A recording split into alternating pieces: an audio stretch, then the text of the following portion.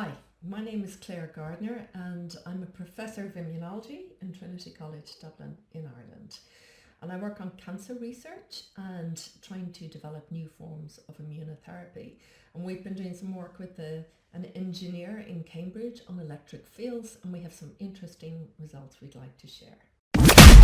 You're listening to the Good Question Podcast with Richard Jacobs. Our goal is to make each of our guests exclaim, that's a good question. I don't know the answer. Because when that happens, it means you, the listener, may be inspired to learn more beyond the interview and to ask great questions yourself that lead to new insights. In this podcast, we cover historical and current anthropology, comparative religion, and history. Welcome, and let's get started.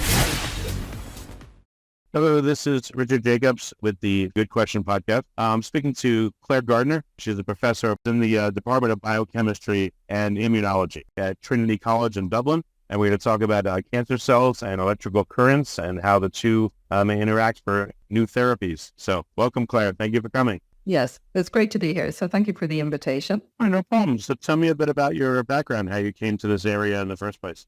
I'm an immunologist, so I'd always worked on a very special type of immune cell. It's called a natural killer, so it's got a great name.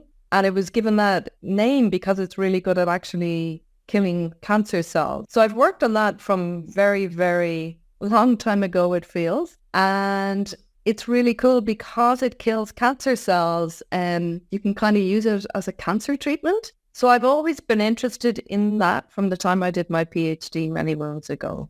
That's really cool. And what is this new, I just got the hint of what it's about, but electric currents and cancer cells. So what is your current research looking at? So yeah, what we've been trying to do is look at if we can develop new forms of immunotherapy for cancer.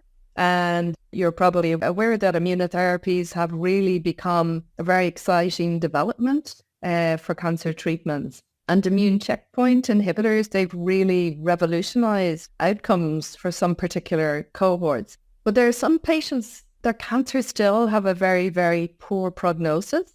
And one of those cancers is called glioblastoma. And glioblastoma, it's a brain tumor. It's, quite a serious prognosis in that, I think it's only 7% survival after 5 years. So we need to try and find treatments for such cancers. So one of the treatments that has been developed for glioblastoma are these electric field therapies. And so basically what happens for these patients is they wear a little backpack and they have a little hat on their head with electrodes in it, and they pass electric currents across where the tumor is. And that will actually work to kill tumor cells. So that's one of the approved therapies for glioblastoma. How do they direct the electricity only to go through tumor cells? Well, that's one of the questions. That's why we collaborate with engineers. So the engineers are kind of responsible for all that element of it. And to be honest, I'm not an engineer, so I'm not able to answer that question. But it's a tricky one because with these patients as well, with any sort of brain tumor, the conventional treatments are more difficult as well. So for example, like if you imagine doing surgery on a solid tumor that was in your abdomen, that's much easier to reach than a solid tumor in your brain. And because your brain is so fundamentally important for every aspect of what you do, it's, the surgery is really, really tricky in making sure that you try to get the tumor, but you don't want to damage any, aspect of what the brain is normally supposed to do, like help you walk, talk, speak, feel emotions, and so on.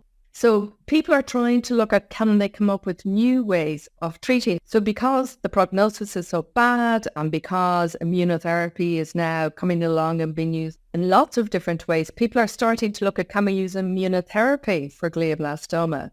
And so there haven't been that many trials yet, but the trials that have been done have very much been using conventional immunotherapy, for want of a better word. So what is the fate of the immune system's access to the brain past the blood-brain barrier? Yeah, so the blood-brain barrier is a protective barrier, and under normal circumstances, you don't really get migration. of cells from the blood into the brain. And that's a problem if you're trying to, for example, get stuff to go there. There are specialized immune cells in the brain which can do a job. What people find as well is that during actually cancer, blood-brain barrier becomes a bit more leaky. And so you do have the potential to try and exploit that. There are also people who are working on ways of just temporarily, depolarizing that blood-brain barrier to try and allow drugs or therapeutics in. So that's one thing that people are doing. But people are also doing things like, for example, you can inject a therapy directly into the tumor site. So that would be going in, to be honest, I'm not 100% sure whether they do it after surgery or how they do the logistics of it. But basically, you can have a port which feeds from the tumor to the outside. And you can basically add things into that port, into the site of the tumor. So that's one thing that they can do. So this electric current, I know the engineering side you're not familiar with, but, the biological side, so assuming they can direct it to the right place, to the tumor, to the port, whatever it is, what happens? The electrical current, it causes the cells to explode, or what's the mechanism here? Well, I'm not quite sure they explode, but it certainly causes cancer cells to die. And that's really why it's used. So it's approved by the FDA as a treatment for glioblastoma.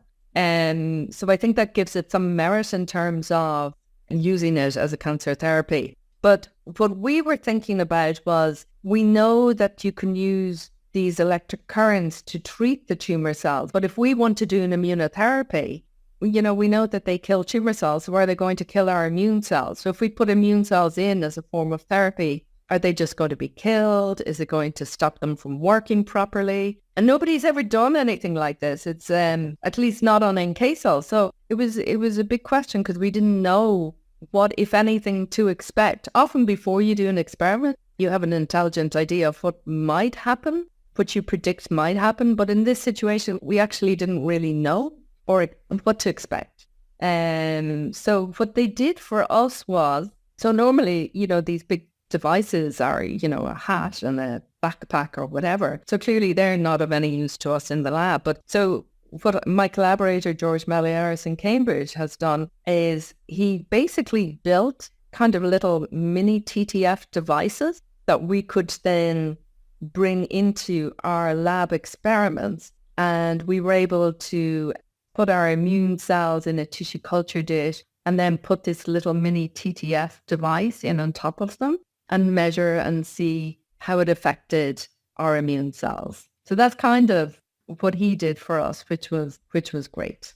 Well, all right, so what happened with this device? What did it show about the immune cells? So the good things were, one, it didn't kill them. So that was quite promising. And the second thing was these immune cells, these NK cells, they do a couple of things that are really good. One, they kill tumor cells.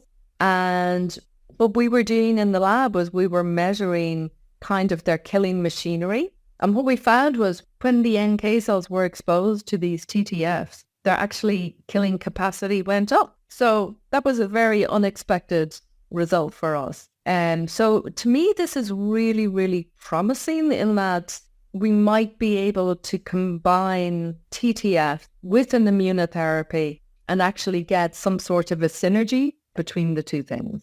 You said that they're better at killing the cancer cells. Well, how much better? Is it the electricity doing it? Is the immune cells doing it? How do you differentiate between the action of the two? Yeah, so what we would have done, for example, is we would have had a whole range of conditions where we would have had, tumor cells with the TTF. We would have had tumor cells with NK cells plus or minus the TTF. So we have a whole range of conditions in which we're able to look and see what is happening. And so, for example, what we would have done is we would have exposed the NK cells to the TTF or not for 18 hours. And then we would put in tumor cells in for the last 4 hours of the experiment to look at their ability to kill then. So the tumor cells weren't actually in there for that long in our scenario.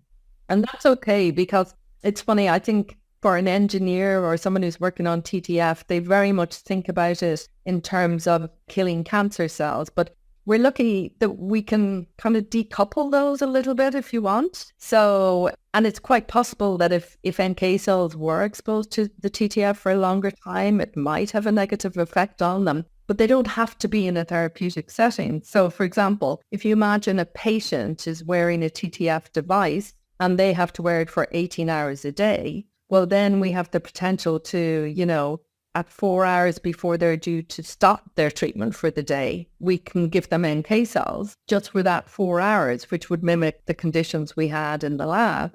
How would you clear them out, or it doesn't matter? You turn back on the TTF, and if it fries them, no big deal. They've done their job.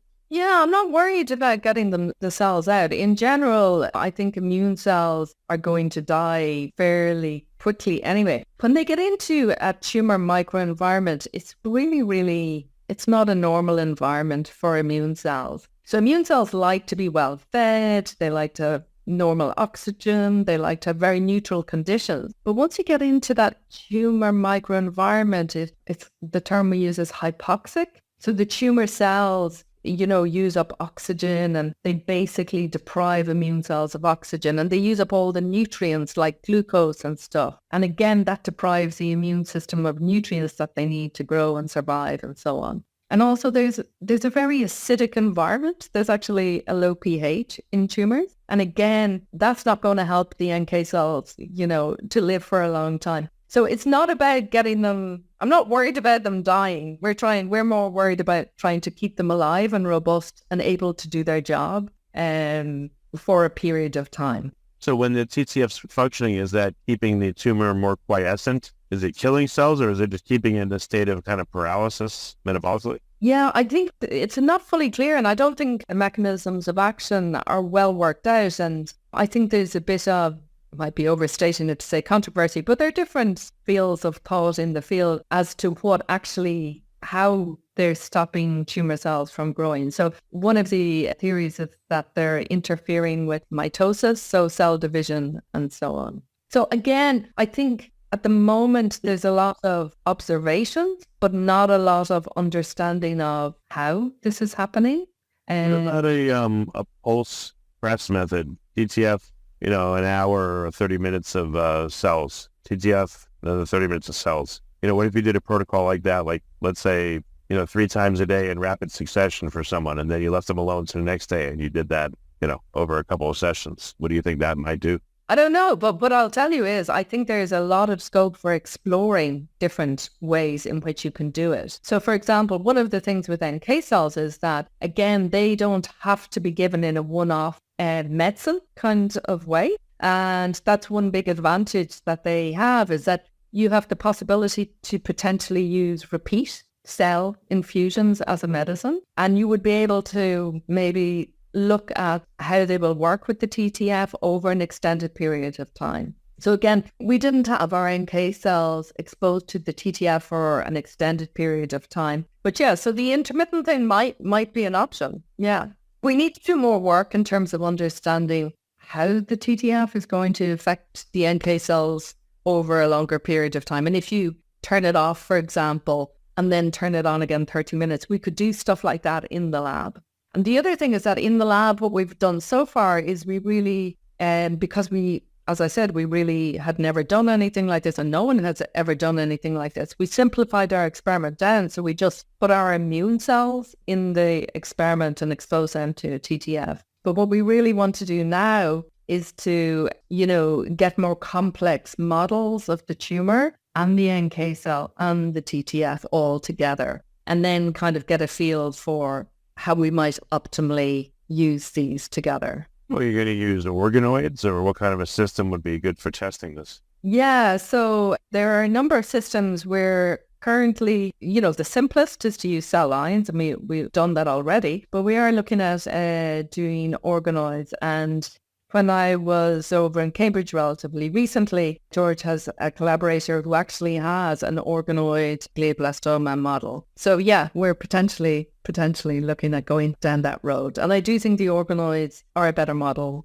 than conventional kind of cell lines. Well, how do you imagine this would look in clinical practice? What would be the protocol? Just, again, it's a speculation. Yeah, it is speculation, but I think I can see a scenario where if we are able to use the NK cells, actually another thing I would just say is that a lot of the time when people come up with new therapies, there's almost an expectation that they have to fit in at the end of the current therapy. So, that you would do the surgery first and then the chemoradiotherapy and then you do the TTF device and then you would do immunotherapy or so on. But I actually think there's a lot of scope for, that attitude might need to change, and some immunotherapies may actually be much better to give upfront to patients, and then potentially then you could use them again afterwards, for example, plus or minus TTF. So there's a whole lot of unknowns at the moment, but I could see NK cell therapy being used, for example, during surgery.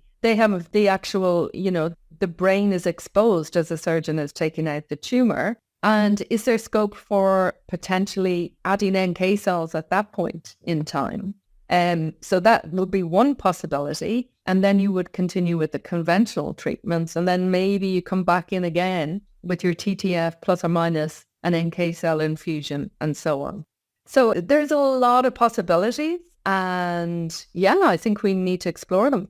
Okay. Do you have someone on your team that is an expert in TTFs and cell interactions, or who do you look to learn more about that part of it? Yeah. So that's one of the big challenges, is that historically I would always have done research really focusing on the biology end of it. And that was really in my comfort zone because that's my area of expertise and what I know. But this is very much what I call an interdisciplinary project. So we don't speak the same language as engineers and they don't speak the same language as us. So we both have to work carefully together and use lots of words of one syllable so that we can all make sure we fully understand what's going on. So what George did was a PhD student from his lab came over from England to our lab in Dublin and set up the apparatus for us. She built us this little bespoke, these mini TTFs. And she came over and showed us how to do, if you want, the technical engineering end of it, like setting up the electrodes, making sure we had the right current and resistance and all that sort of stuff. And she trained myself and a postdoc in the lab how to do it. So the postdoc in the lab is now learning more and more about how that system works. So we're continuing to work with George. And I guess the best collaborations are where in those interdisciplinary projects is, we talk a lot, and when we have problems and don't know what we're doing, they help us, and we help them interpret what the biological data means. Well, excellent. Where can people find out more about your research? What's a good starting point? So I have a web page on the Trinity College website. So maybe I could send in a link or something to you that we can potentially... That'll be great. We'll post in the show notes, yes. Yeah. But it's a very exciting time for immunology and immunotherapy. And it really is changing the landscape in terms of cancer therapies and curing patients with diseases that, 20 years ago would not be cured. So... Any other cancers that are particularly amenable to this type of treatment too? So at the moment, what people are looking at is some lung cancers, and it's been assessed there. What we would like to do is look at it in a number of different other cancers. So for example, even pediatric glioblastoma. So pediatric glioblastoma, it's quite rare, but kids can also get glioblastoma. And so one of the things that we want to look at in the lab, and actually I should say that pediatric glioblastoma is really, really different from adult glioblastoma. And it's a bit unfortunate then because sometimes people think that they're very similar because they have the same name, but actually they're very, very different. They have fundamentally different underlying causes and so on. But so we're also doing some work in the lab on pediatric glioblastoma. We're also looking at maybe neuroblastoma, which the primary tumor, it's also a childhood cancer, and the tumors tend to occur on the adrenal gland, and whether you could apply TTFs there. So again, that is something that we have discussed, and we're looking at potential ways of doing that. I also think people are going to work to develop different and better ways of delivering the TTFs to patients. So as I said, currently they have to wear these big backpacks and, they have to wear them for 18 hours a day. So that's quite cumbersome for a patient and in terms of quality of life issues. And so my understanding is that people are looking at different ways of whether they, for example, could use smaller, more targeted devices or different technological solutions, I guess, to using this technology rather than using a big battery in a backpack.